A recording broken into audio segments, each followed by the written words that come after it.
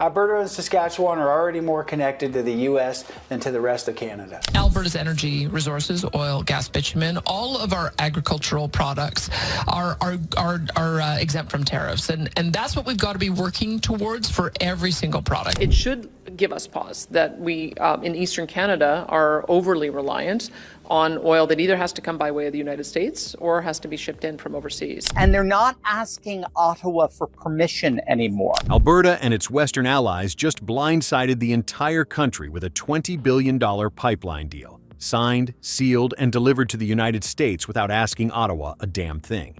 Believe me, this isn't just a contract. It's a declaration of energy independence that could blow Canada's fragile unity to pieces. And the kicker? Indigenous nations aren't protesting it. They're co-owners. All of our agricultural products are exempt from tariffs. And that's what we've got to be working towards for every single product. Valuable a bitumen pipeline would be. We'd be talking about a million barrels a day. Let's get one thing straight. This wasn't some press release dressed up as progress. Alberta, alongside Saskatchewan, just went full rogue and signed a real hard $20 billion pipeline agreement with the United States. Not a proposal, not a draft for consultation. A signed, sealed billion-dollar deal with zero federal rubber stamp, no Ottawa photo op, and not a single climate buzzword in sight. Sign a memorandum of understanding that includes committing to building pipelines across the western provinces. And what's wild, they didn't even flinch. After a decade of watching Ottawa kill projects like Keystone XL, Northern Gateway, and Energy East, Alberta basically said, you know what? We're done. And now they're doing exactly what everyone said they couldn't, building their own future without federal babysitting. But at the moment, we've had a situation where we've had cancellation of pipelines. The cancellation of Energy East, of Keystone, of Northern Gateway. This isn't some tantrum over red tape. It's a calculated power shift, one that Ottawa didn't see coming until it was too late. While politicians in the capital were still scheduling another round of consultations, Alberta was already drawing up contracts and clearing export routes. They didn't ask for permission, they made a move. And now, the rest of the country, scrambling to catch up. Ottawa killed the Keystone XL pipeline, one of Alberta's biggest economic lifelines. You might think it's just another pipeline, but this thing is a weapon. This is a 42-inch wide, high-capacity corridor designed to move nearly 1 million barrels of oil a day. That's not speculation. It's 365 million barrels a year, already mapped out and aimed at global markets. The world changed 6 months ago. That everybody now understands how dangerous it is to rely on a single trading partner, and we've got to get all of our product. And here's the real power move. They didn't lock into one port. Alberta's tapping whichever hub says yes first. Prince Rupert, Kitimat, even Churchill in Manitoba. It's not about location, it's about options. Alberta's not just exporting oil anymore, they're exporting control. This corridor isn't just about energy, it's about freedom of movement. No more relying on clogged ports, foreign refiners, or endless federal delays. It's Alberta's express lane to global markets, while Ottawa's still arguing over the map. With Alberta, Saskatchewan, and Ontario signing an agreement to build more pipelines and increase rail exports between the provinces. And here's the part nobody saw coming. Indigenous nations didn't fight this pipeline. They co-signed it, literally. And for the first time in a major energy deal, Indigenous communities weren't handed a plaque and a promise.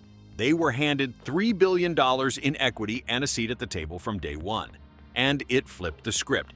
No last-minute consultations, no token PR stops, just real contracts, real money, and actual power.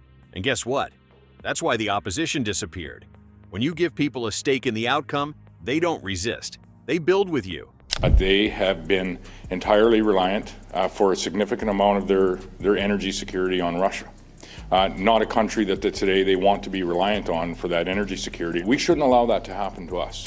This wasn't just Alberta going solo. This was a coordinated strike. On July 22nd, Alberta and Saskatchewan signed a formal agreement to start building the future they've been waiting a decade for.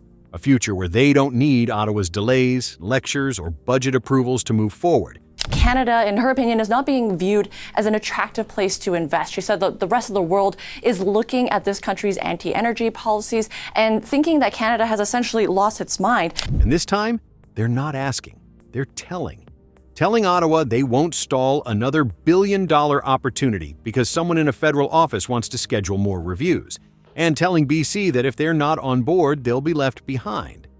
This is a wall of provincial power, one built out of shared frustration, economic muscle, and a refusal to keep playing the polite Canadian game. They didn't just walk out of Ottawa's shadow, they brought a blueprint and started drawing new borders. Alberta produces 4.2 million barrels of oil per day. That's 1.5 billion barrels annually. To put that in percent, that's more oil than most OPEC nations produce. And if you want to understand why Alberta isn't waiting anymore, just follow the money. You know this province produces 4.2 million barrels of oil a day. That's more than most OPEC countries. Its energy sector alone pumps $70 billion into Canada's economy every year. Yet it still gets treated like a side character in its own story. Meanwhile, Ottawa delays, stalls, and drains Alberta's wallet, pulling in billions more than it sends back. And that is why Albertans are so frustrated with the direction of our country. For the last 10 years, successive Liberal governments in Ottawa, supported by their new Democrat allies, have unleashed a tidal wave of laws, policies, and political attacks aimed directly at Alberta's free economy.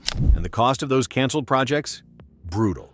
Between Keystone XL, Energy East, and Northern Gateway, Alberta's lost over $250 billion in growth over the past decade.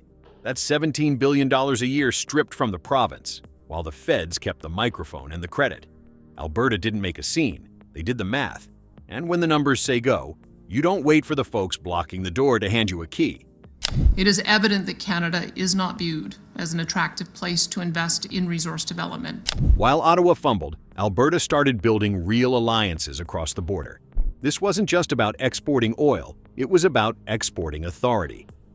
Quietly, Alberta held closed-door meetings with U.S. energy leaders, including former Energy Secretary Dan Brulette and state governors like Doug Burgum from North Dakota. And these weren't courtesy visits. These were strategy sessions, planning infrastructure, refining capacity, and shared security along the border. Alberta didn't show up as a province asking for access.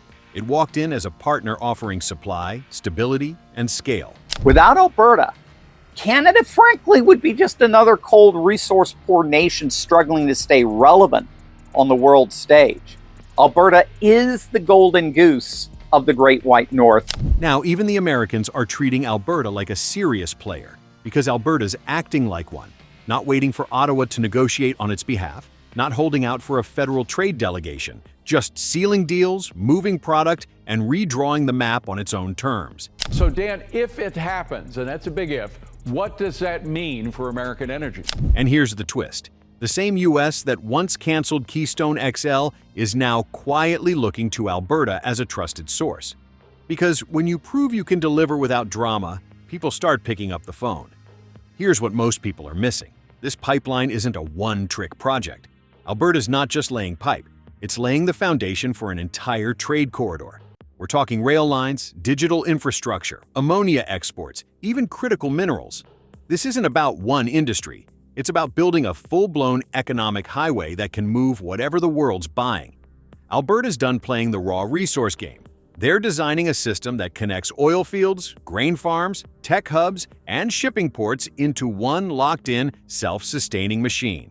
It's the kind of infrastructure Ottawa keeps promising, but never delivers. Natural gas is a vital part of energy transition, providing a cleaner alternative, and while supporting all the economic potential growth in the area.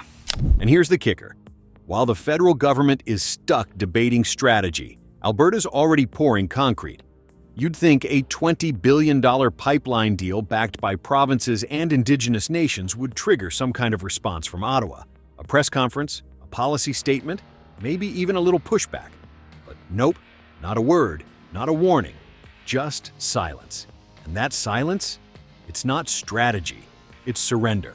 Because deep down, they know they've lost control of the energy narrative. Coming from Western Canada is we need to deepen trade relationships with everybody else in the world, and we don't want to open new trade wars with other countries. Now, let's talk about the one province that didn't show up to the party, British Columbia. Premier David Eby chose to sit out the pipeline deal, claiming there's no private backer. But Alberta isn't waiting. With alternate routes through Churchill and Prince Rupert already in play, the corridor is moving forward with or without BC. This project was never about unanimous approval. It's about momentum, and Alberta's not slowing down. Today's signing marks an historic partnership, founded in a mutual ambition to reach the full potential of our provinces. Let's be real. Alberta's not playing along with Ottawa's agenda anymore. It's writing its own. This pipeline isn't just about oil. It's about taking back control, setting the terms, and proving the West can lead without federal permission. While the rest of Canada debates, Alberta's already built the future. And if that shook you even a little, good. Smash that like button, drop a comment if you're fired up, and subscribe. Because this isn't the end of the story. It's the start of a whole new map.